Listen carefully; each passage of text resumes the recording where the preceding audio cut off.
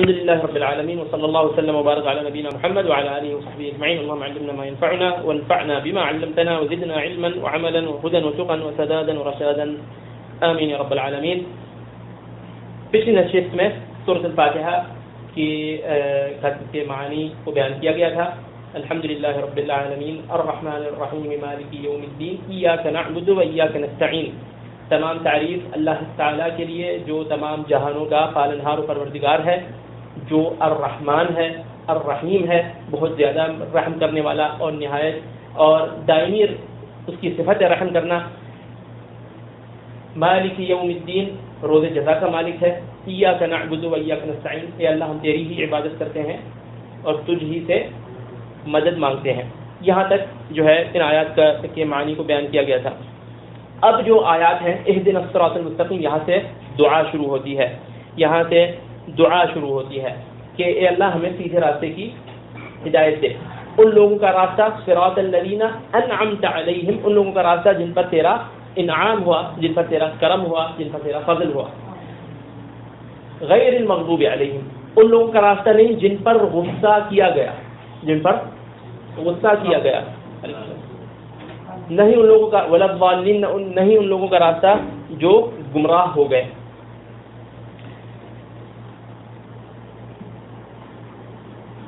اس میں سب سے پہلے تو یہ بات قابل غور ہے کہ اللہ تعالیٰ نے اس صورت میں جو ہے دعا سے پہلے اللہ تعالیٰ نے دعا کے آداب بتائے ہیں. یعنی اہدنا الصراط المستقیم سے دعا شروع ہو رہی ہے. اس سے پہلے کیا ہے؟ پہلے اللہ کی حمد بیان کی گئی، الحمدللہ رب العالمین. تو یہ دعا کے آداب میں سے ایک انسان سب سے پہلے اللہ کی حمد و ثنا بیان کرے. پھر الرحمن الرحیم، اللہ تعالیٰ کے دو نام جو ہے ان کا ذکر ہوا کہ اللہ تعالیٰ رحمان ذات ہے، بہت زیادہ مہربان اور رحم کرنے والی ذات ہے. تو گویا ہم اللہ تعالیٰ کو اللہ تعالیٰ کے ناموں سے پکار رہے ہیں. یہ بھی دعا کے آداب میں سے کہ انسان اللہ تعالیٰ کو اللہ کے ناموں سے پکارے. اللہ تعالیٰ نے فرمایا کہ وَلِلَّهِ الْأَسْمَاءُ الْحُسْنَى فَادْعُوهُ بِهَا، اللہ تعالیٰ کو بہت سب سے خوبصورت نام ہے، ان ناموں کے ذریعے سے اس کو پکارو، ان ناموں سے اس کو پکارو. یعنی اللہ بندہ یہ کہے کہ اے رحمان، اے رحیم مجھ پہ رحم کر، اے کریم مجھ پہ کرم کر، اے رزاق مجھے رزق دے. تو اللہ تعالیٰ کے جو نام ہیں ان ناموں کے ذریعے سے انسان ان ناموں کو استعمال کرتے ہوئے انسان اللہ تعالیٰ کو پکارے. ان ناموں کا اللہ کو، یعنی ان ناموں میں جو اللہ کی صفت بیان ہوئی ہے اس کا اللہ کو وسیلہ دیا جا رہا ہے کہ اللہ تو رحم کرنے والا ہے، بس مجھ پہ رحم کر. اے اللہ تو بہت مہربان ہے، بس مجھ پہ رحم کر. اے اللہ تو غفور الرحیم ہے، میری مغفرت فرما. اے اللہ تو رزاق ہے، ذو القوت المتین ہے، اے اللہ مجھے رزق عطا کر. تو جو نام ہو جس میں جو صفت ہے وہ اس نام کا ذکر کر کے انسان جو ہے اپنی حاجت طلب کرے. اسی طرح مالک یوم الدین، اس میں بھی جو ہے اللہ کی تعریف ہوئی ہے. اس کے بعد ایاک نعبد و ایاک نستعین، اس میں دو چیزیں ہیں. ایک تو توحید بیان ہوئی ہے، ایاک نعبد و ایاک نستعین، یعنی کہ اللہ ہم تیری ہی عبادت کرتے ہیں اور تجھ ہی سے مدد مانگتے ہیں.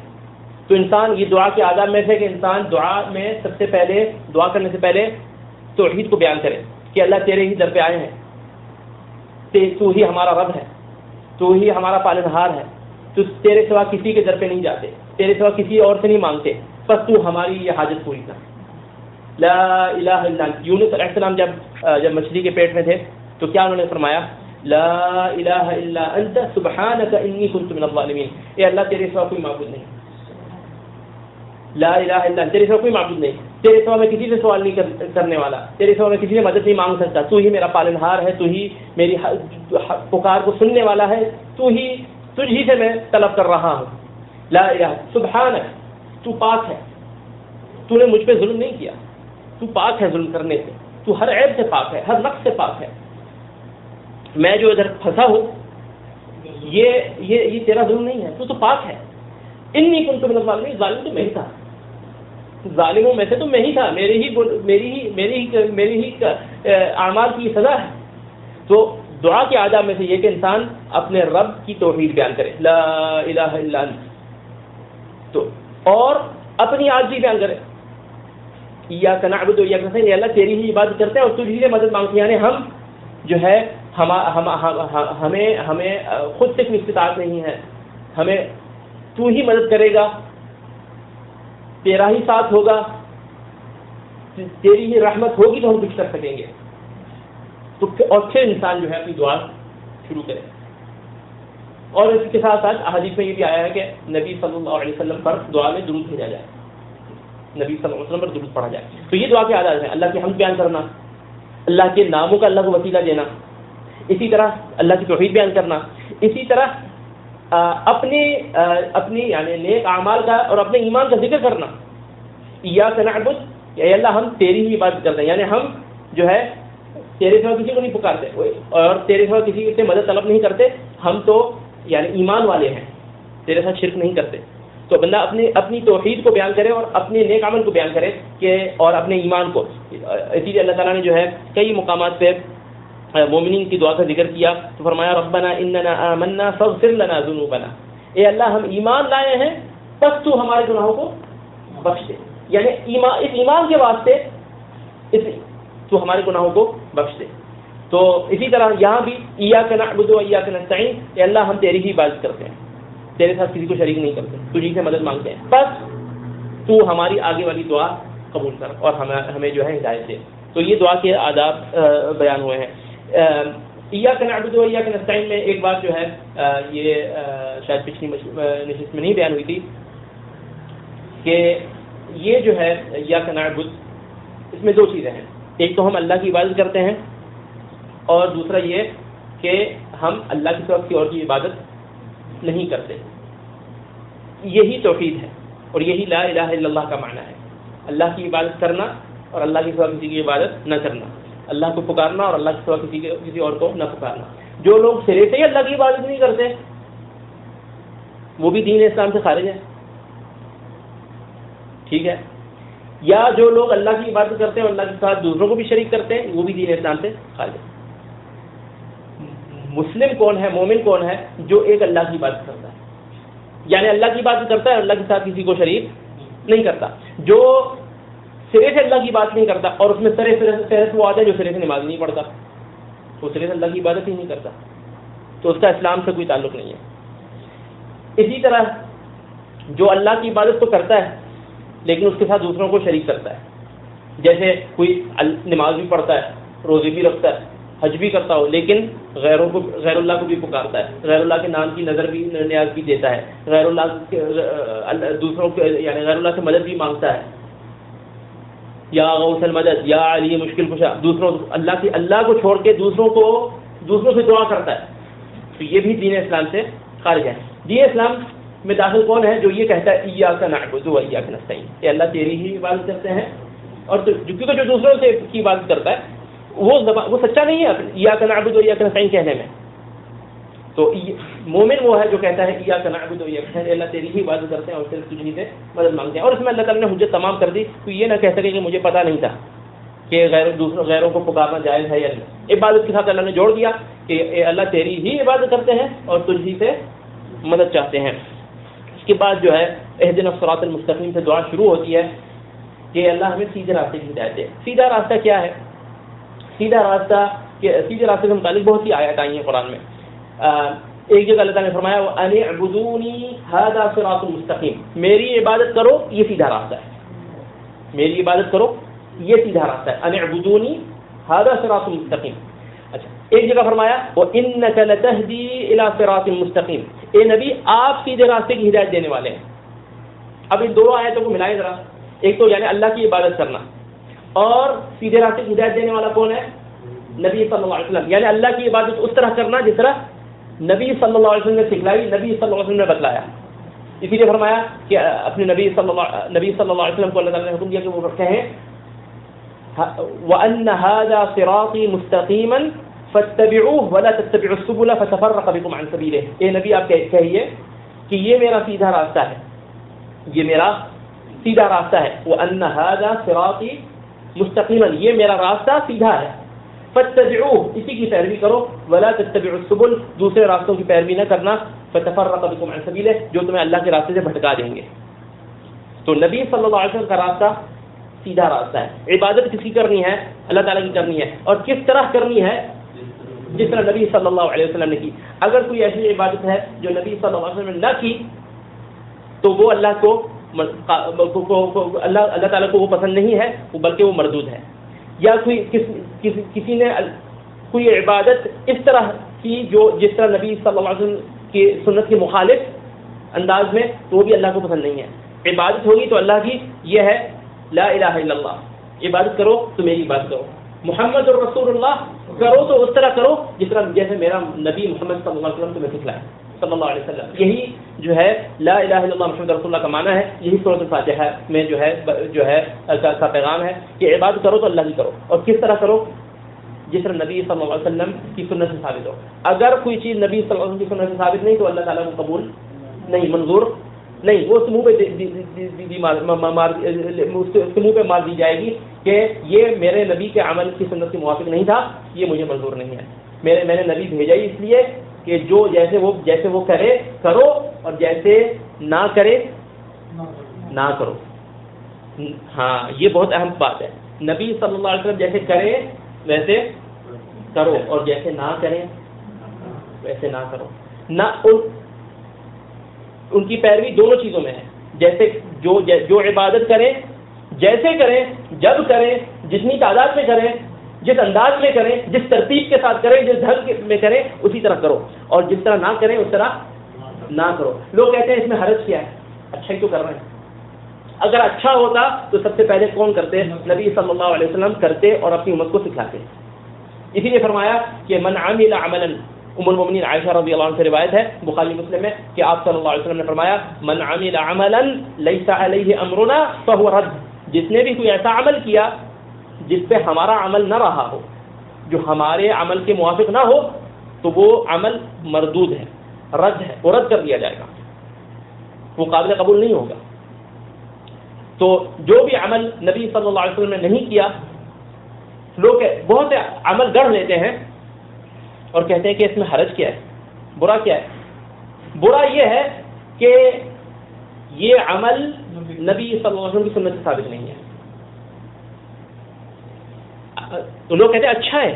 اچھا کس کی نظر میں اچھا ہے؟ آپ کی نظر میں اچھا ہے، میری نظر میں اچھا نہیں ہے. بات تو یہ ہے کہ عمل کس کی نظر میں اچھا ہونا چاہیے؟ اللہ تعالیٰ کی نظر میں. اور اللہ تعالیٰ کی وحی تو ہم پہ اترنے والی ہے نہیں کہ ہمیں پتہ چلے کہ اللہ کی نظر میں اچھا ہے. اللہ کی وحی کس پہ اترتی تھی؟ محمد صلی اللہ علیہ وسلم پر. انہوں نے جو بتا دیا اچھا ہے، بس وہی اچھا ہے. کوئی یہ دعویٰ کرے کہ اچھا ہے، کہ آپ کو کیسے پتا؟ آپ پر کیا وحی نازل ہوئی کہ اچھا ہے؟ لوگ بہت سے عمل گڑھ لیتے ہیں. یعنی ہمارے معاشرے میں یعنی ایسی چیزیں، ہمارے معاشرے میں ہر چیز میں جو تھوڑی سی ملاوٹ ضروری ہوتی ہے، کھانے پینے کی چیزوں میں بھی اور دینی معاملات میں بھی. تو کیونکہ وہ خالص چیز پسند ہی نہیں، رات ہی نہیں آتی نا. تو یعنی سبحان اللہ، نبی صلی اللہ علیہ وسلم کے زمانے میں کچھ لوگوں نے تھوڑا سا زیادہ کرنے کا سوچا تو نبی صلی اللہ علیہ وسلم نے فرمایا من رغب عن سنتی فلیس منی، جو میری سنت سے ہٹ جائے وہ ہم میں سے نہیں ہے. یعنی 3 صحابی آئے، انہوں نے جو ہے بعض امہات المومنین کے پاس اور پوچھا کہ نبی صلی اللہ علیہ وسلم کا عبادت میں کیا معمول ہے؟ روزہ رکھتے ہیں مہینے میں کتنے دن؟ 3 دن، ہفتے میں یعنی سوموار کے دن، اس طرح. اور عبادت رات کی کیسے کرتے ہیں؟ سوتے ہیں پھر اٹھتے ہیں، ٹھیک ہے، پھر لیٹ جاتے ہیں. تو انہوں نے کہا یہ تو بخشے ہیں، یہ تو اللہ کے پیارے ہیں، ہمارے تو اتنی کافی نہیں ہوگی، ہمیں تو زیادہ کرنی چاہیے. تو ایک نے کہا اصوم الدہر ولا افطر ابدا، میں پوری زندگی روزہ رکھوں گا، کبھی افطاری نہیں کروں گا، ڈیلی. ایک نے کہا اقوم اللیل ولا انام ابدا، میں پوری رات سوں گا ہی نہیں، پوری رات ہی تہجد میں گزار دوں گا. ایک نے کہا ولا اتزوج النساء، میں تو شادی نہیں کروں گا. نبی صلی اللہ علیہ وسلم کو معلوم ہوا تو نبی صلی اللہ علیہ وسلم جو ہے مسجد میں تشریف لائے اور ممبر سے چڑھے اور کہا کہ کیا بات ہے، لوگ ایسی ایسی باتیں کر رہے ہیں. فرمایا کہ اما انا اخشاکم للہ واتقاکم لہ، میں اللہ سے سب سے زیادہ خشیت رکھنے والا ہوں، سب سے زیادہ تقوی والا ہوں. مجھ سے آگے بڑھنے کی کوشش مت کرو. سب سے زیادہ اللہ سے ڈرنے والا میں ہوں، سب سے زیادہ اللہ کا تقوی رکھنے والا میں ہوں، سب سے زیادہ اللہ کا علم مجھے ہے، سب سے زیادہ عبادت کرنے والا میں ہوں. اصلی و انام، نماز بھی پڑھتا ہوں، رات کو سوتا بھی ہوں. اصوم و افطر، روزہ رکھتا بھی ہوں اور افطار بھی کرتا ہوں، ٹھیک ہے. اور واتزوج النساء، اور میں نے شادیاں بھی کر رکھی ہیں. فمن رغب عن سنتی فلیس منی، جو میری اس سنت سے ہٹ جائے وہ مجھ میں سے نہیں ہے، اس کا میرے سے کوئی تعلق نہیں۔ تو یہ تو وہ عبادت ہے جو ثابت ہے، اس میں اگر کوئی یہ سوچے کہ نبی سے آگے صلی اللہ علیہ وسلم سے آگے بڑھ جائے تو یہ جائے کہ وہ عبادتیں جو ثابت ہی نہ ہوں، وہ جو ہے ہمارے معاشرے میں جو ہے عید میلاد النبی، نبی نے تو 2 عیدیں بتائیں، ہم نے کہا نہیں 2 تو کافی نہیں ہے نا، 3 ہونی چاہیے، عید میلاد النبی گڑھ لی۔ اور کوئی فوتگی ہوتی ہے تو کیا ہوتا ہے مجھے تو نہیں پتا، آپ ہی نام بتائیں ذرا۔ کل اور اس کے بعد 10واں 40واں تیجا کیا ہوتا ہے؟ اچھا تیجا، ہاں کل، یہ ساری چیزیں۔ نبی صلی اللہ علیہ وسلم کی 2 بیٹیاں آپ کی حیات میں فوت ہوئی، آپ صلی اللہ علیہ وسلم کے پیارے چچا شہید ہوئے حمزہ، آپ صلی اللہ علیہ وسلم کے پیارے صحابی عثمان بن مظعون فوت ہوئے، جعفر شہید ہوئے۔ تو یہ کبھی جو ہے کوئی ایسا نہ سال کو گھٹا کیا، نہ کوئی کل کیا، نہ کوئی تیجا کیا، نہ 10واں کیا، نہ 40واں کیا، نہ کچھ کوئی جو ایسی چیز نہیں ہوئی، لوگوں نے بعد میں ساری گڑھ لی۔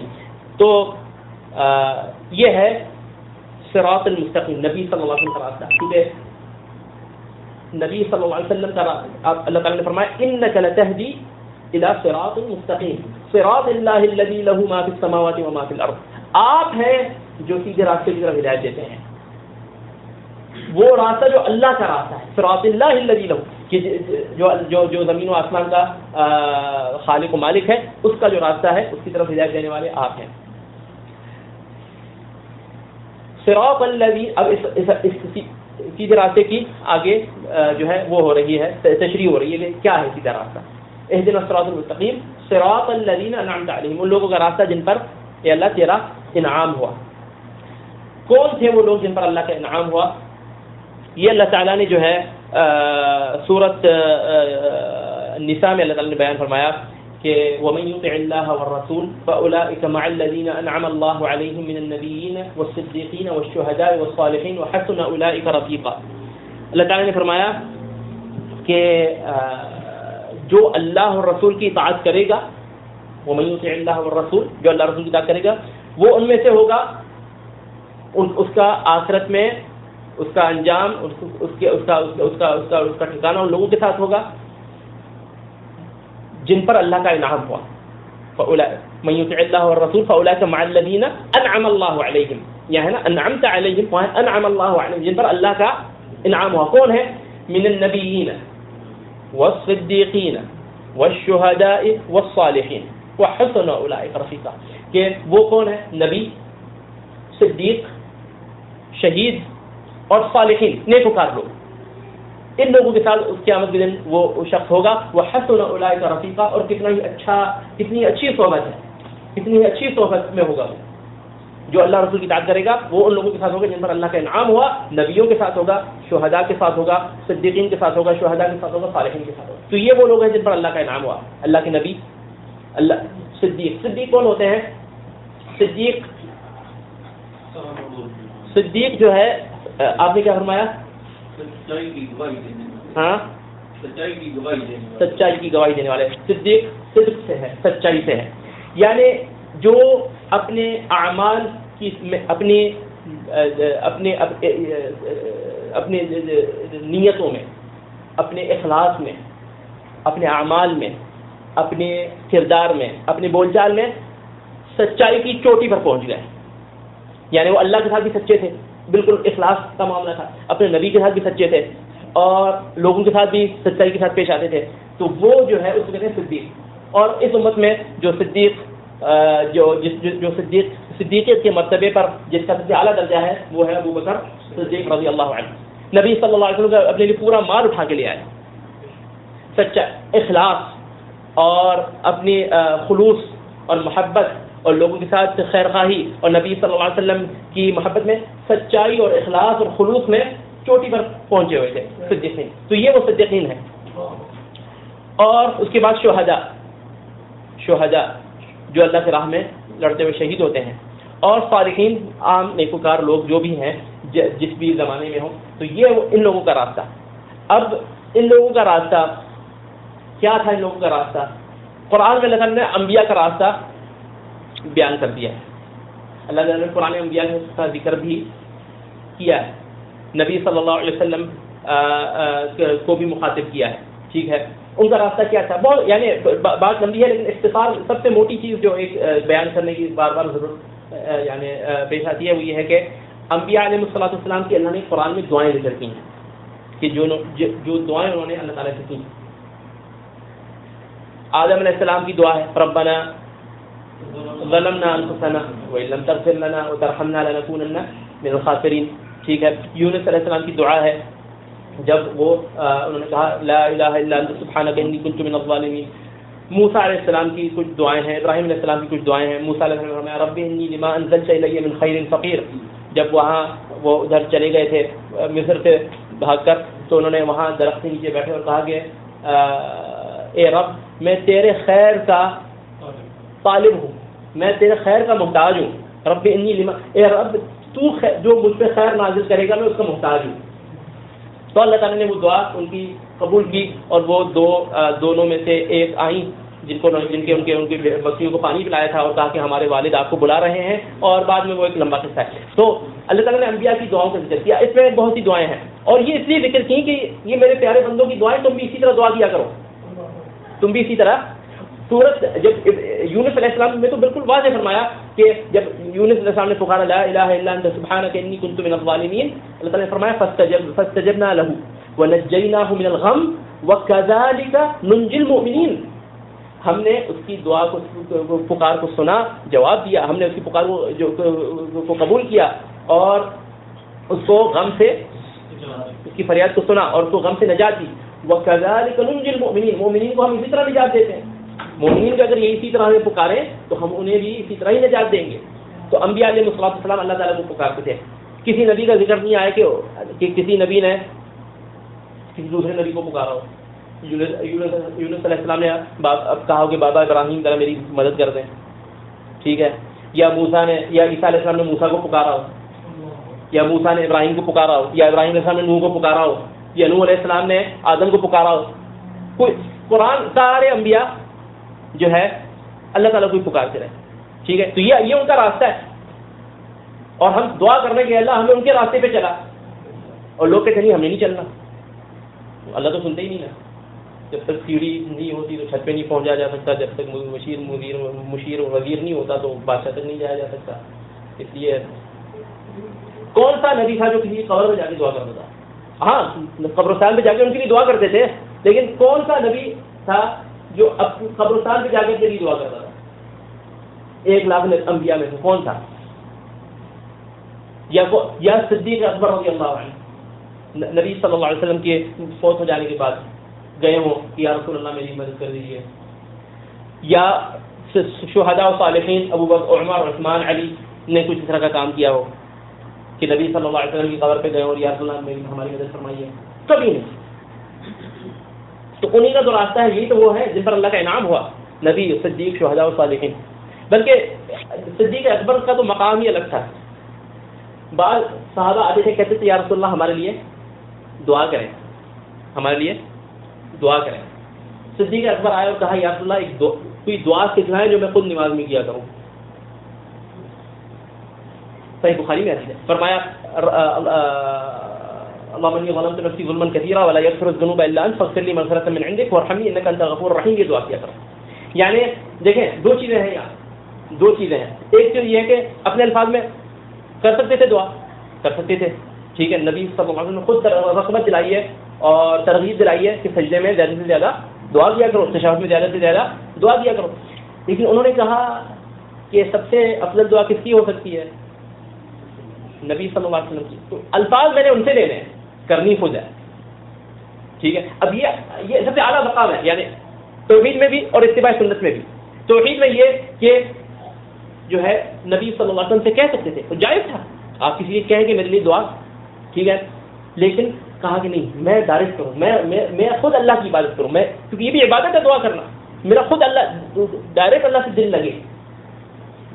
تو اچھا, دوسرا یہ اتباع سنت میں بات یہ تھی کہ دعا میں تو یہ قید نہیں ہے, دعا تو آپ اپنے الفاظ میں کر سکتے ہیں, لیکن کہا کہ نہیں, میں نے الفاظ نبی صلی اللہ علیہ وسلم سے سیکھنے ہیں اور کرنی خود ہے. اسی طرح یہ ایک دفعہ. دوسری دفعہ کہا یا رسول اللہ مجھے کوئی ایسی دعا سکھائیں جو میں صبح شام کیا کروں. تو وہ بھی نبی صلی اللہ علیہ وسلم نے ان کو صبح شام کے اذکار میں وہ ایک دعا ان کو سکھلائی. تو یہ راستہ تھا ان کا جن پر اللہ کا انعام ہوا، نبیین کا، صدیقین کا، شہداء کا، صالحین کا، کہ وہ اللہ تعالیٰ کی عبادت کرتے ہیں اور اللہ کے سوا کسی کو نہیں پکارتے تھے، اللہ کے سوا کسی کو نہیں پکارتے تھے. اور اس کے بعد غیر المغضوب علیہم، ان کا راستہ نہیں جن پر تیرا غضب ہوا ہے، یعنی جن پر اللہ کا غضب ہوا، جن سے اللہ غصہ ہوئے. ولا الضالین، نہیں وہ جو گمراہ ہوئے. تو سیدھے راستے کا خلاصہ یہ ہے کہ ایک اللہ کی بات کرنا اور اس طرح کرنا جس طرح نبی صلی اللہ علیہ وسلم نے سکھایا. اور اس کو دوسرے الفاظ میں یہ کہا جا سکتا ہے سیدھا راستہ یہ ہے کہ علم ہونا اور اس پر عمل کرنا، حق بات کا علم ہونا اور اس پر عمل کرنا، یہ سیدھا راستہ ہے. اگر علم ہے لیکن عمل نہیں ہے تو ان پر اللہ کا غصہ ہوتا ہے، یہ ہے مغضوب علیہم. اور اگر علم ہی نہیں ہے، ویسے ہی عبادت کیے چلے جا رہے ہیں، پتہ ہی نہیں سیدھا راستہ کیا ہے، عبادت کرنی کیسے چاہیے، اور لگے ہوئے ہیں، تو وہ کیا ہے ولا الضالین، جو گمراہ ہو گئے. علم ہی نہیں ہے، گمراہ، لا علمی میں گمراہ ہو گئے. ٹھیک ہے. تو یہ سیدھے راستے کے دو ضد ہیں، دو الٹ ہیں. ایک وہ لوگ جن پر اللہ کا غصہ ہوا، وہ کون ہے؟ جن کو سیدھا راستہ معلوم تھا لیکن عمل نہیں کیا، تو اللہ کا غصہ ان پر اور اللہ کا غضب ہوا ان پر. دوسرے وہ جن کو سیدھا راستہ پتہ ہی نہیں تھا، علم ہی نہیں حاصل کیا، تو وہ کیا ہو گئے؟ گمراہ ہو گئے.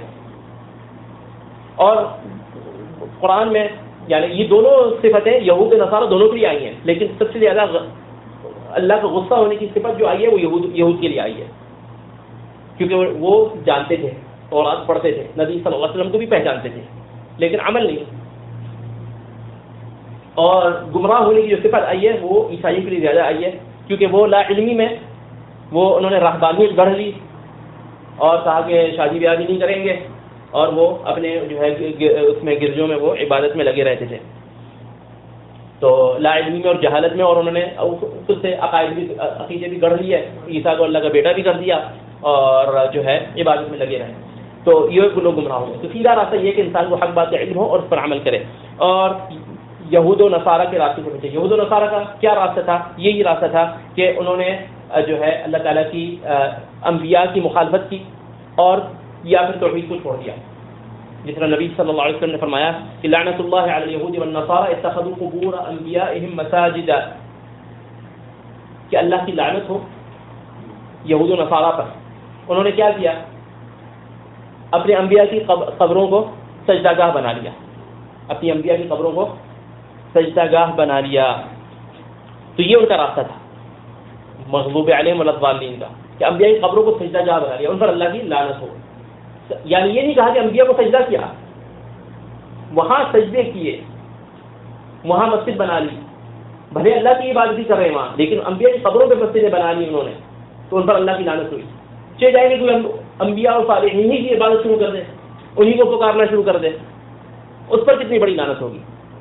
یعنی یہود و نصارہ کا جرم یہ تھا کہ انہوں نے انبیاء کی قبروں پہ اپنی مسجدیں تعمیر کرنا شروع کر دی، اپنے صالحین، اپنے بزرگوں اور انبیاء کی قبروں پہ مسجدیں تعمیر، ان پہ سجدے کرنے لگے، چاہے وہ اللہ کے لیے کر رہے ہوں، لیکن وہاں جا کے انہوں نے یہ کیا تو ان پر جو ہے اللہ کی تعالیٰ کی لعنت ہوئی.